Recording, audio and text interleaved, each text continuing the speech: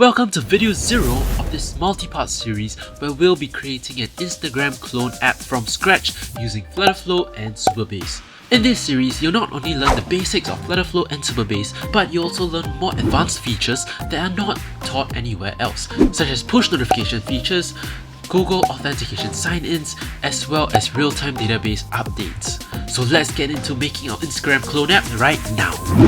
Alright, so over here I have this Figma file which contains the base structure and workflow of my app. So I have compiled a bunch of UI screens from Instagram itself, and these are what we'll be referencing when we are creating our app. I've also created the workflow over here. So these two screens are for registration, and this will be the home screen of our Instagram clone app where the user is able to see all the posts, click on the post, as well as click on other users' accounts as well. So this will be the search function that we'll also be implementing. And this will be the post function where the user is able to upload their own post into our Instagram app. So you can create a new post, and you can also choose a post by taking a photo directly from the camera itself.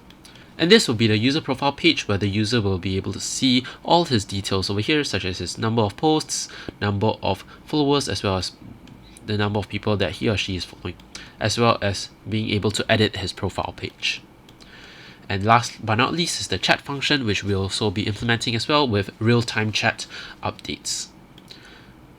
This is the basic database architecture that I've drawn out. So each of these post-its over here relate to a table in our Supabase database. So I'll just give a brief introduction for now.